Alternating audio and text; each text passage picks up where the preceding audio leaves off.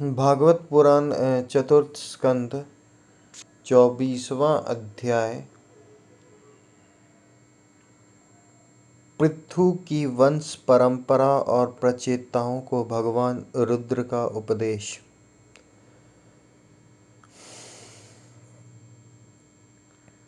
श्री मैत्री जी कहते हैं, विदुर जी, महाराज पृथु के बाद उनके पुत्र परम यशस्वी विजिताश्रव राजा हुए।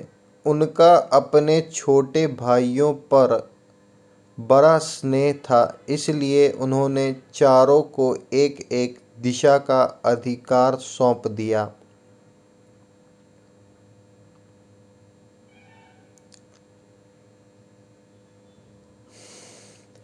राजा विजिताश्रव ने हर्यक्ष को पूर्व, धूम्रकेश को दक्षिण, वृक को पश्चिम और द्रविण को उत्तर दिशा का राज्य दिया। उन्होंने इंद्र से अंतर्धान होने की शक्ति प्राप्त की थी, इसलिए उन्हें अंतर्धान भी कहते थे। उनकी पत्नी का नाम शिखंडिनी था। उससे उनके 3 सुपुत्र हुए। उनके नाम पावक, पवमान और सुचित थे। पूर्व काल में वशिष्ठ जी का शाप होने से उपर्युक्त नाम के अग्नियों ने ही उनके रूप में जन्म लिया था। आगे चलकर योग मार्ग से ये फिर अग्नि रूप हो गए। अंतर्धान के नभस्वती नाम की पत्नी से एक और पुत्र रत्न हविर्धान प्राप्त हुए। महाराज अंतर्धान बड़े उदार पुरुष थे। जिस समय इंद्र उनके पिता के अश्वमेघ यज्ञ का घोड़ा हड़कर ले गए थे, उन्होंने पता लग जाने पर भी उनका वध नहीं किया था। राजा अंतर्धान ने कर लेना, दंड देना, जुर्माना वसूल करना आदि कर्तव्यों को बहुत कठोर एवं दूसरों के लिए कष्टदायक समझकर एवं दीर्घकालीन यज्ञ में दीक्षित होने के बहाने अपना राजकाज छोड़ दिया। यज्ञ कार्य में लगे रहने पर भी उन आत्मज्ञानी राजा ने भक्त भय भंजन पूर्णतम परमात्मा की आराधना करके सुदृढ़ समाधि के द्वारा भगवान के दिव्य लोकों को प्राप्त किया। विदुर जी, हविर्धान की पत्नी हविर्धारिणी ने बहिर्षद गए शुक्ल, कृष्ण, सत्य और जीतव्रत नाम के 6 पुत्रों पैदा किए। कुरुश्रेष्ठ विदुर जी, इनमें हविर्धान के पुत्र महाभाग बहिर्षद यज्ञादि कर्मकांड और योगाभ्यास में कुशल थे। उन्होंने प्रजापति का पद प्राप्त किया। उन्होंने एक स्थान के बाद दूसरे स्थान में लगातार इतने यज्ञ किए कि यह सारी भूमि पूर्व की ओर अग्रभाग करके फैलाए हुए कुशों से पट गई थी। इसी से आगे चलकर ये प्राचीन बरही नाम से विख्यात हुए। राजा प्राचीन बरही ने ब्रह्मा जी के कहने से समुद्र की कन्या शतद्रुति से विवाह किया था। सर्वांग सुंदरी किशोरी शतद्रुति सुंदर वस्त्राभूषणों से सज धज कर विवाह मंडप में जब भावड़ देने के लिए घूमने लगी, तब स्वयं अग्निदेव भी मोहित होकर उसे वैसे ही चाहने लगे जैसे सुकी को चाहा था। नवविवाहिता शतद्रुति ने अपने नुपुरों की झंकारों से ही दिशा विदिशाओं के देवता, असुर, गंधर्व, मुनि, सिद्ध, मनुष्य और नाग सभी को वश में कर लिया था। शतद्रुति के गर्भ से प्राचीन बरही के प्रचेता नाम के 10 पुत्र हुए। वे सब बड़े ही धर्मज्ञ तथा एक से नाम और आचरण वाले थे। जब पिता ने उन्हें संतान उत्पन्न करने का आदेश दिया तब उन सबने तपस्या करने के लिए समुद्र में प्रवेश किया। वहाँ 10,000 वर्ष तक तपस्या करते हुए उन्होंने तप का फल देने वाले श्री हरि की आराधना की। घर से तपस्या करने के लिए जाते समय मार्ग में श्री महादेव जी ने उन्हें दर्शन देकर कृपा पूर्वक जिन तत्व का उपदेश दिया था उसी का वे एकाग्रता पूर्वक ध्यान जप और पूजन करते रहे। विदुर जी ने पूछा, ब्राह्मण, मार्ग में प्रचेताओं का श्री महादेव जी के साथ किस प्रकार समागम हुआ और उन पर प्रसन्न होकर भगवान शंकर ने उन्हें क्या उपदेश किया, वह सार युक्त बात आप कृपा करके मुझसे कहिए। ब्रह्मर्षि शिव जी के साथ समागम होना तो देहधारियों के लिए बहुत कठिन है। औरों की तो बात ही क्या है, मुनिजन भी सब प्रकार की आसक्ति छोड़कर उन्हें पाने के लिए उनका निरंतर ध्यान ही किया करते हैं, किंतु सहज में पाते नहीं। यद्यपि भगवान शंकर आत्माराम हैं, उन्हें अपने लिए न कुछ करना है न पाना, तो भी इस लोक सृष्टि की रक्षा के लिए वे अपनी गूढ़ रूपा शक्ति शिवा के साथ सर्वत्र विचरते रहते हैं। श्री मैत्रेयी जी ने कहा, विदुर जी, साधु स्वभाव प्रचेता गण पिता की आज्ञा शिरोधार्य कर तपस्या में चित्त लगा पश्चिम की ओर चल दिए। चलते चलते उन्होंने समुद्र के समान विशाल एक सरोवर देखा। वह महापुरुषों के चित्त के समान बड़ा ही स्वच्छ था तथा उसमें रहने वाले मत्स्य आदि जल जीव भी प्रसन्न जान पड़ते थे। उसमें नील कमल, लाल कमल रात में, दिन में और सायंकाल में खिलने वाले कमल तथा इंद्रवीर, इंद्रवर आदि अन्य कई प्रकार के कमल सुशोभित थे। उसके तटों पर हंस, सारस, चकवा और कारंडव आदि जल पक्षी चहक रहे थे। उसके चारों ओर तरह तरह के वृक्ष और लताएं थीं।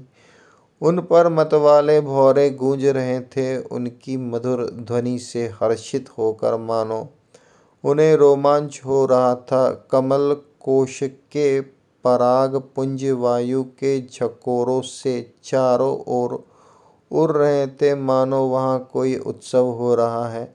वहाँ मृदंग, पनव आदि बाजों के साथ अनेकों दिव्य राग रागिनियों के क्रम से गायन की मधुर ध्वनि सुनकर उन राजकुमारों को बड़ा आश्चर्य हुआ। इतने में ही उन्होंने देखा कि देवाधिदेव भगवान शंकर अपने अनुचरों के सहित उस सरोवर से बाहर आ रहे हैं। उनका शरीर तपी हुई सुवर्ण राशि के समान कांतिमान है। कंठ नील वर्ण है तथा 3 विशाल नेत्र हैं। वे अपने भक्तों पर अनुग्रह करने के लिए उद्यत हैं। अनेकों गंधर्व उनका सुयश गा रहे हैं। उनका सहसा दर्शन पाकर प्रचेताओं को बड़ा कौतूहल हुआ और उन्होंने शंकर जी के चरणों में प्रणाम किया। तब शरणागत भयहारी धर्म वत्सल भगवान शंकर ने अपने दर्शन से प्रसन्न हुए उन धर्मज्ञ और शील संपन्न राजकुमारों से प्रसन्न होकर कहा, श्री महादेव जी बोले, तुम लोग राजा प्राचीन बरही के पुत्र हो, तुम्हारा कल्याण हो। तुम जो कुछ करना चाहते हो वह भी मुझे मालूम है। इस समय तुम लोगों पर कृपा करने के लिए ही मैंने तुम्हें इस प्रकार दर्शन दिया है।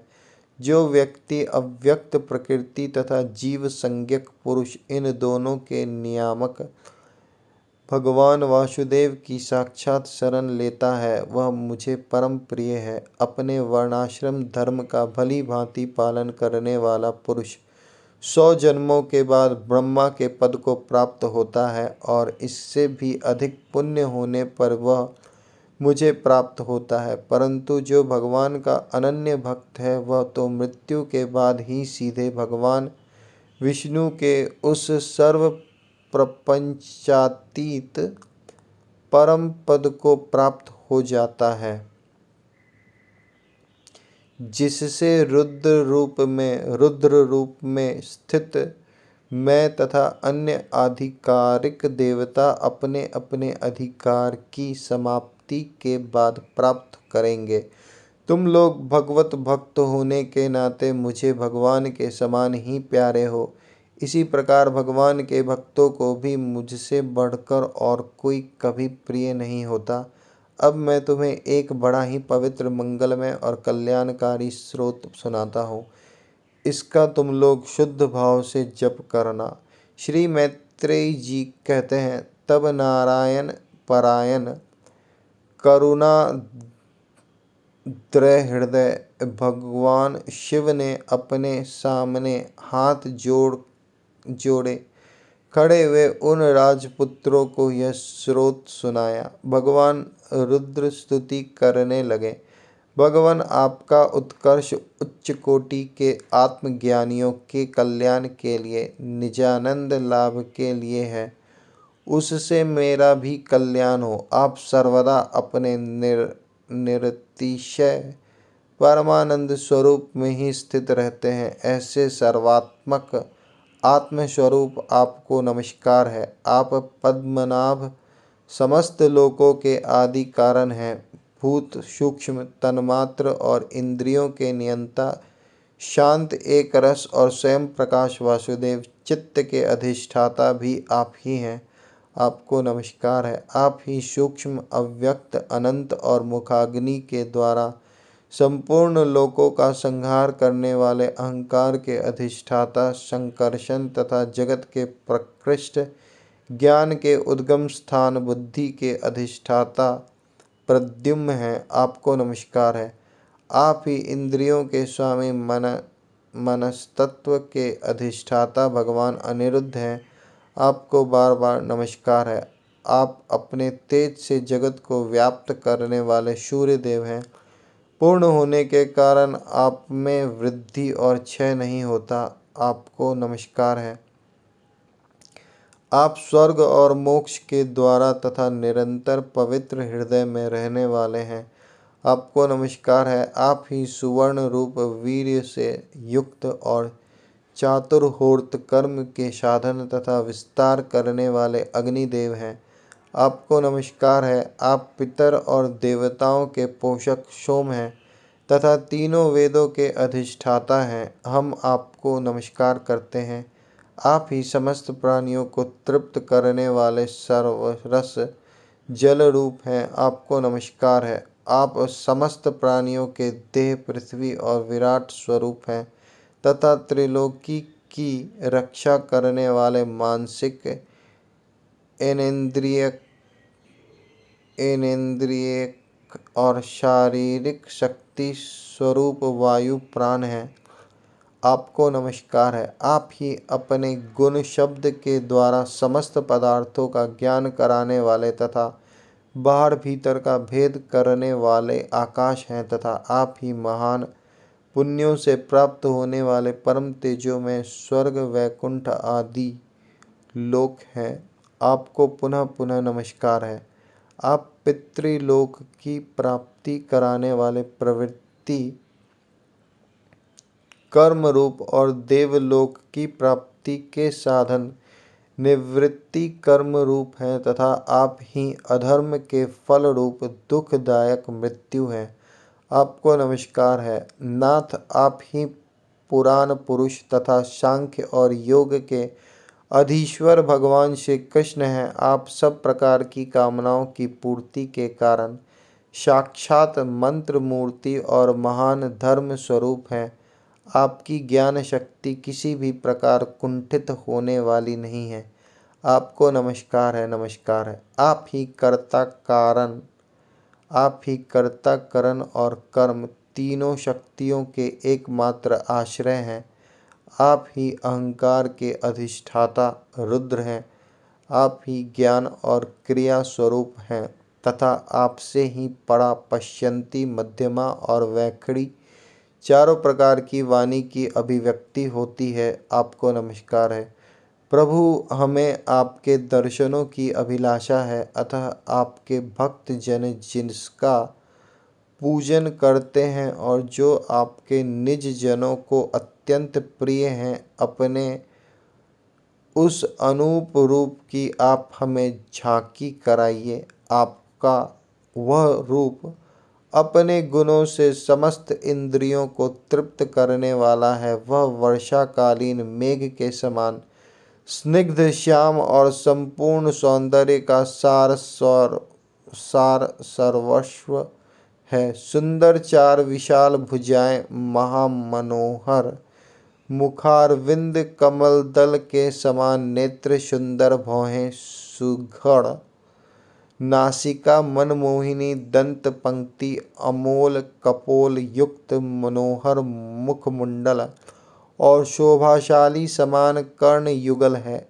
प्रीतिपूर्ण उन्मुक्त हास्य, तिरछी चितवन, काली काली घुंघराली अलके, कमल कुसुम की केसर के समान फहरता हुआ पीतांबर, झिलमिलाते हुए कुंडल, चमचमाते हुए मुकुट, कड़ंगन, हार, नुपुर और मेखला आदि विचित्र आभूषण तथा शंख, चक्र, गदा, पद्म, वनमाला और कौस्तुभ मणि के कारण उसकी अपूर्व शोभा है। उसके सिंह के समान स्थूल कंधे हैं, जिन पर हार, केयूर एवं कुंडलादि की कांति झिलमिलाती रहती है तथा कौस्तुभ मणि की कांति से सुशोभित मनोहर ग्रीवा है। उसका श्यामल वक्षस्थल श्री वत्स चिन्ह के रूप में लक्ष्मी जी का नित्य निवास होने के कारण कसौटी की शोभा को भी मात करता है। उसका त्रिवली से सुशोभित पीपल के पत्ते के समान सुडौल उदर श्वास के आने जाने से हिलता हुआ बड़ा ही मनोहर जान पड़ता है। उसमें जो भंवर के समान चक्करदार नाभि है, वह इतनी गहरी है कि उससे उत्पन्न हुआ यह विश्व मानो फिर उसी में लीन होना चाहता है। श्याम वर्ण कटी भाग में पीतांबर और सुवर्ण की मेखला शोभायमान है। समान और सुंदर चरण, पिंडली, जांग और घुटनों के कारण आपका दिव्य विग्रह बड़ा ही सुघड़ जान पड़ता है। आपको आपके चरण कमलों की शोभा शरद ऋतु कमल दल की कांति का भी तिरस्कार करती है।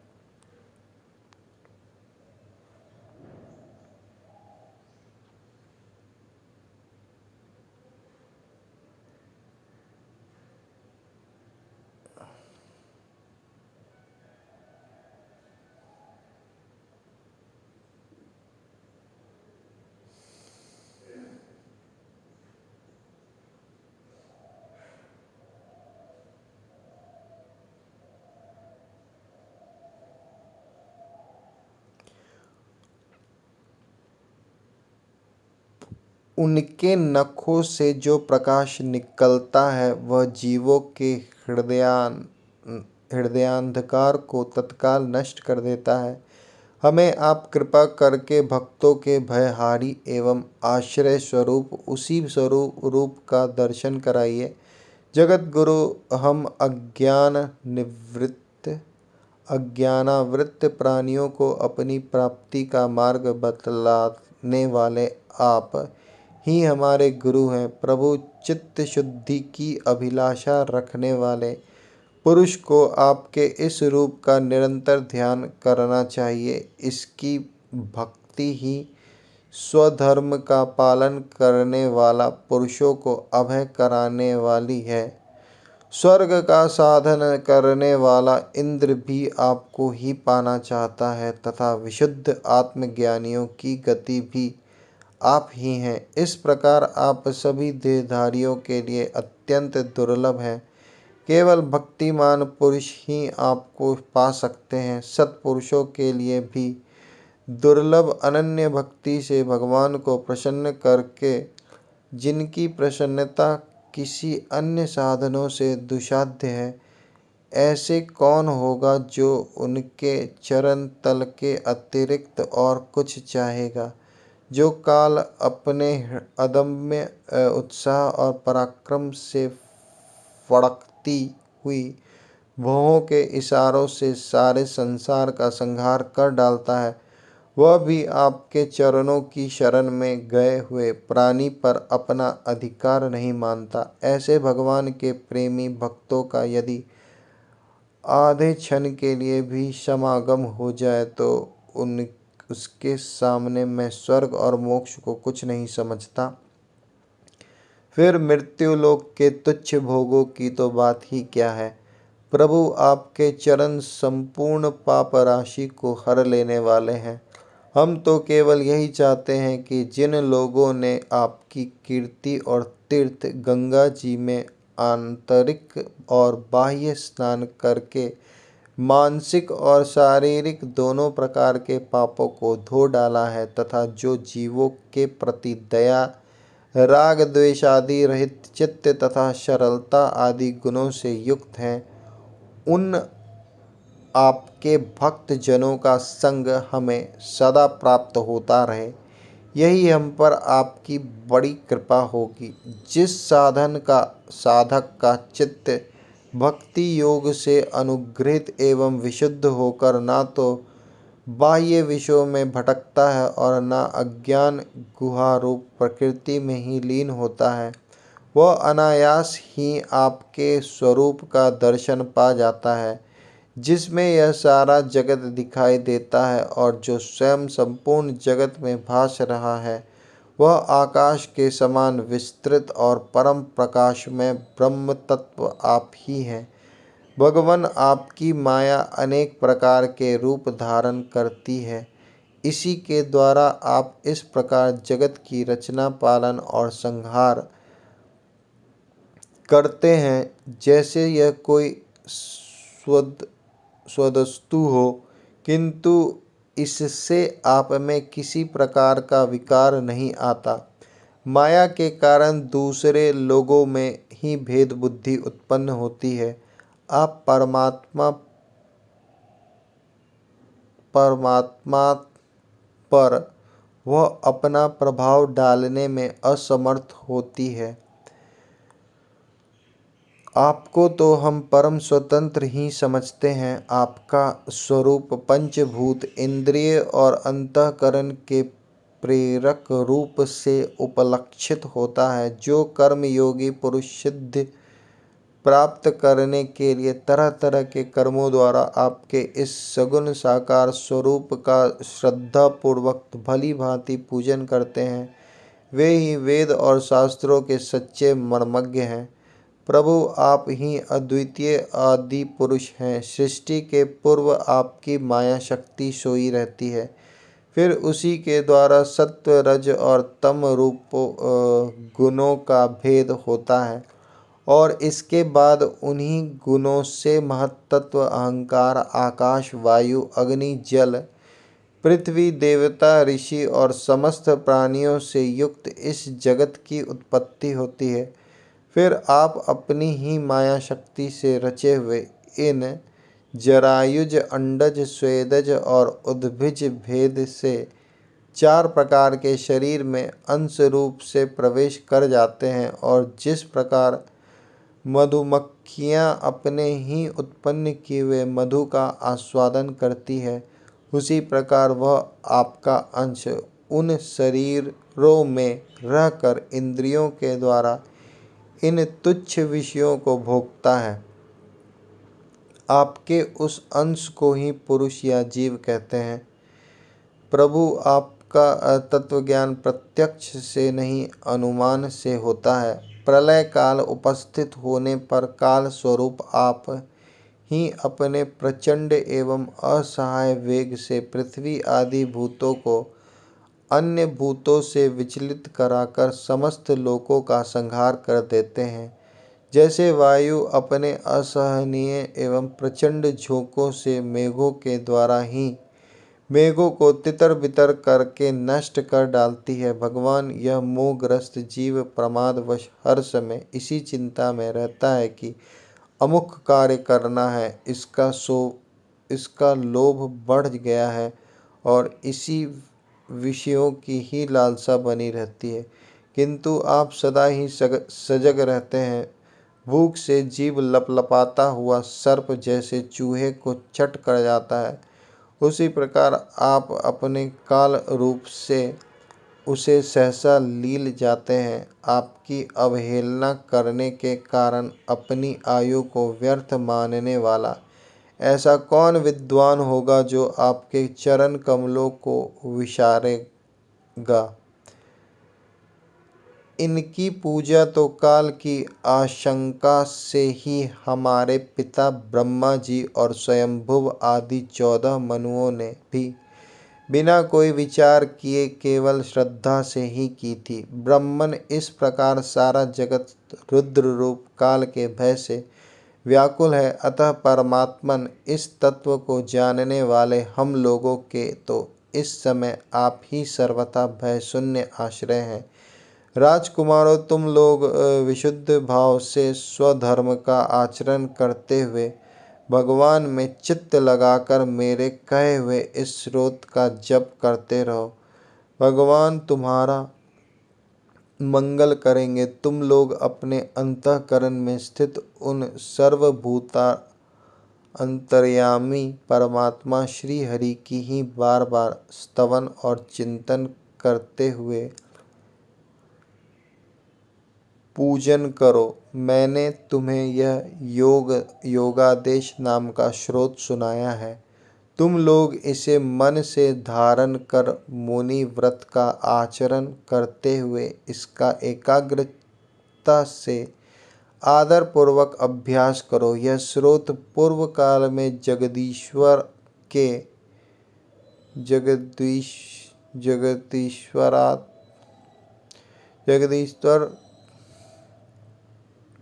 तार के इच्छुक प्रजापतियों के पति भगवान ब्रह्मा जी ने प्रजा उत्पन्न करने की इच्छा वाले हम भृगु आदि अपने पुत्रों को सुनाया था।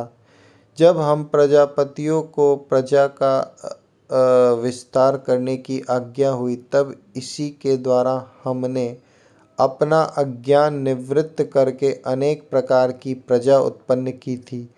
अब भी जो भगवत परायण पुरुष इसका एकाग्र चित्त से नित्य प्रति जप करेगा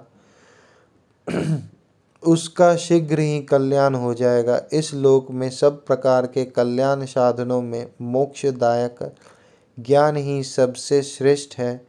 ज्ञान नौका पर चढ़ा हुआ पुरुष अनायास ही इस दुस्तर संसार सागर को पार कर लेता है। यद्यपि भगवान की आराधना बहुत कठिन है, किंतु मेरे कहे हुए इस स्रोत का जो श्रद्धापूर्वक पाठ करेगा वह सुगमता से ही उनकी प्रसन्नता प्राप्त कर लेगा। भगवान हम ही संपूर्ण कल्याण साधनों के एकमात्र प्यारे प्राप्तव्य हैं, अतः मेरे गाए हुए इस स्रोत के गान से उन्हें प्रसन्न करके वह स्थिर चित्त होकर उनसे जो कुछ चाहेगा प्राप्त कर लेगा। जो पुरुष उषः काल में उठकर इसे श्रद्धापूर्वक हाथ जोड़कर सुनता या सुनाता है, वह सब प्रकार के कर्म बंधनों से मुक्त हो जाता है।